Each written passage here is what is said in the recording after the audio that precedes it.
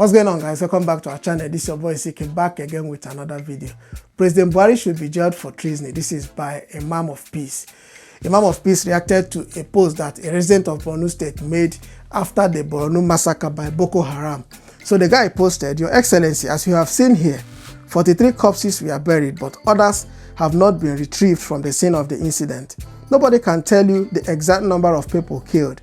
Some of the victims are still missing," the resident posted. So Imam of Peace now responded and said, President Buhari is the one who released thousands of Boko Haram insurgents from prison because, according to him, they repented. Buhari must be jailed for treason. Boko Haram terrorists have slaughtered at least 43 farm workers and wounded 6 in rice farm in Nigeria. Buhari is the one who released thousands of them from prison because, according to the president, they repented. Because of that, Buhari must be jailed for treason. So guys, if IPOB members protest in Nigeria, if they protest in the southeast, wherever they are, the government will label them terrorists and they will be sent to jail.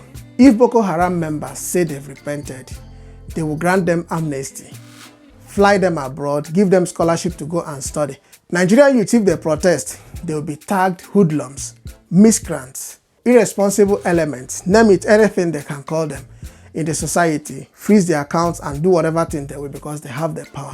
But if Boko Haram members repent, they will grant them amnesty and give them scholarship. So the president's daughter tweeted about the Borno massacre that her heart bleeds. Guys, and you know that as a president's daughter, as Buhari's daughter, let me put it down, as Buhari's daughter, Zara Buhari, who she is, Nigerians will not take it lightly with her. You can see the kind of comment that people gave to her, the kind of response that she got after saying that her heart bleeds. As you guys know that the president is not the talking type. He's always speaking to us through his PAs and SAs. Garba Shehu said that those that were killed in that farm in Borno State did not obtain military clearance before going into their own farm.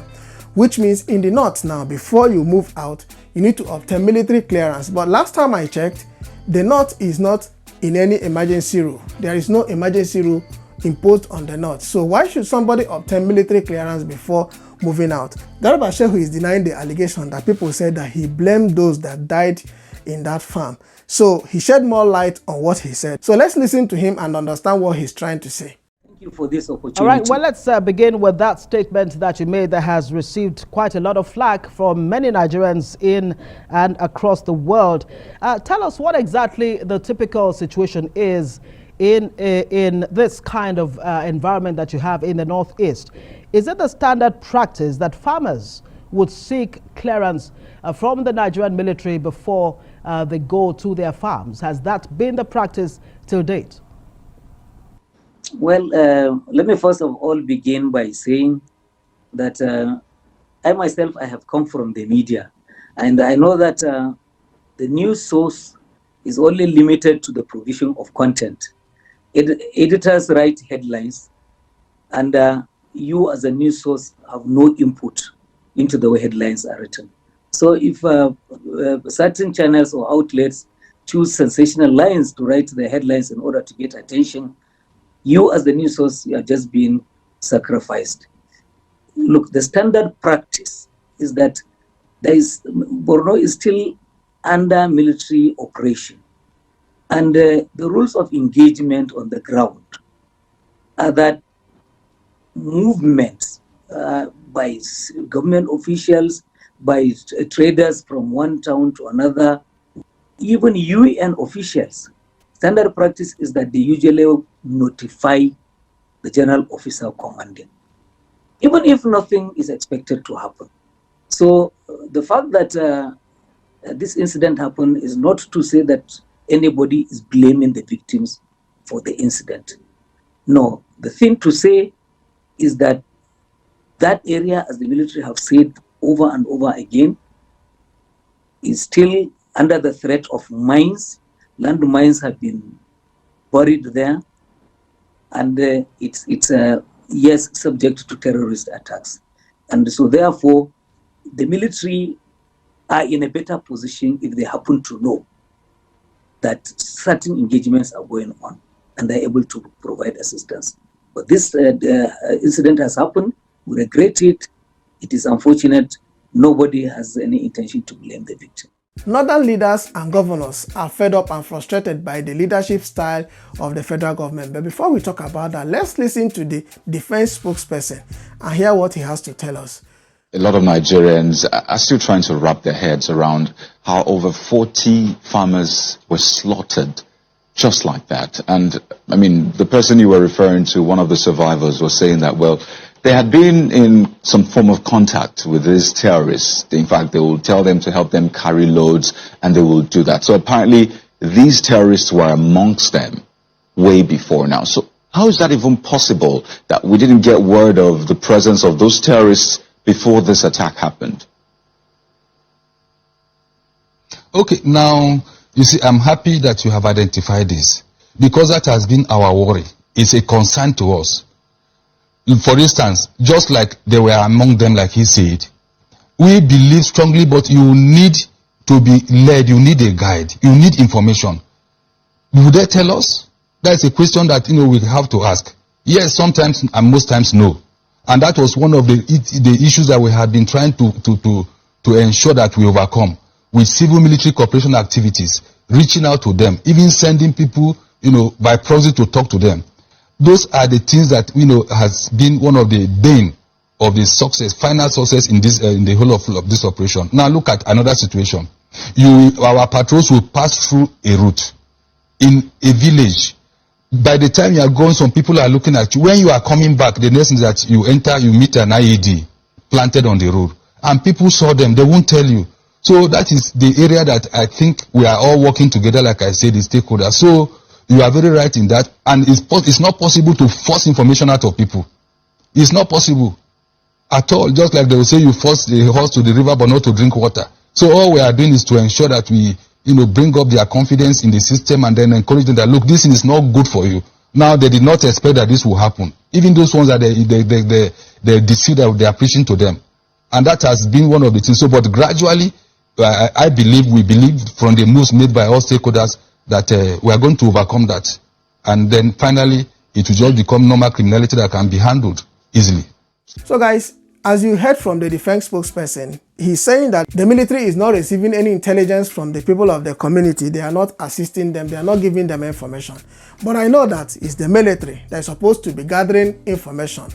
They have intelligence department supposed to be scouting, listening, dropping their ears on the ground, mounting instruments and equipment to listen to what is going on, to watch what is happening in the country and in their jurisdiction. So they don't expect the community, where they know that these terrorists are at alert at every given time. And these people have families. If you give an information, they may finish your family. So why do they expect them to give them information? Because when the US forces entered Nigeria to rescue their man, they did not seek any information from the community members. They just came, did their work and left. So why is our own military different from that? The Sultan of Sokoto said that the north is the worst place to live in Nigeria. So let's hear from Governor Nasiru El-Rufai of Kaduna State on how the North feels about this present government and other states, how they feel about Buhari and the APC government. Kind of frustration in the eyes and in the words of your friend, the governor of Borno State. And not only him is frustrated about the killings, also the Sultan of Sokoto is frustrated. Let me read to you some of the things that the Sultan said. The Sultan said a few days ago. Shehu, we are all frustrated. I am frustrated in my state. Many governors are frustrated in their states. We are called chief security officers only in name. We have no control over coercive instruments of state. That's it. We are all frustrated. We want are you helpless? To take our state. Are the governors helpless in their states, Governor?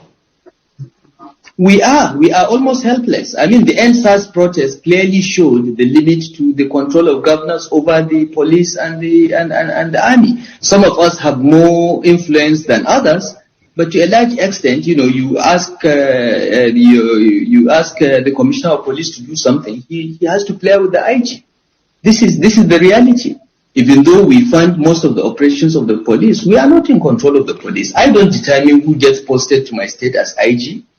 And if I give him directives, he can decide to flout the directives. But Governor El-Rufai, we are all frustrated.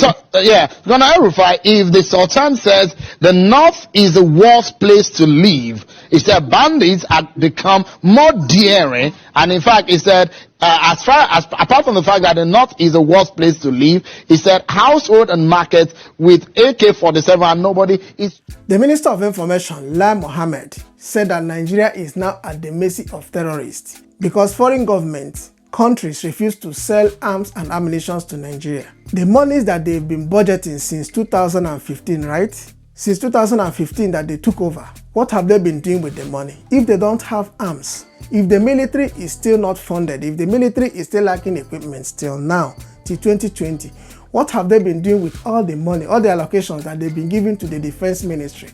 Have they been sharing it as usual? So guys, let's hear from Lai Mohammed and understand what he's telling us, because I don't really understand what Lai Mohammed is saying, because I know that they've been mapping out huge sums of money to form the military and the defense department. You see, when people talk about terrorism, they don't seem to appreciate the fact that terrorism is not a local issue, it's a global issue. And there's no part of the world that is not experiencing its own pocket of terrorism. And I'm glad that you heard from the governor himself that the federal government has assisted a lot in curbing the insecurity in Benue State. We would never stop, protecting lives and livelihoods.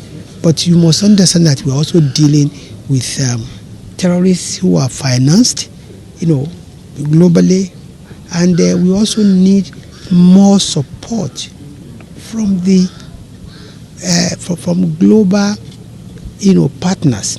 For instance, Nigeria has made attempts to acquire better and more effective platforms to deal with terrorists, and for one reason or the other, we have been denied these platforms, these weapons, and without adequate weapons, without adequate platforms, would remain, at the mercy of terrorists.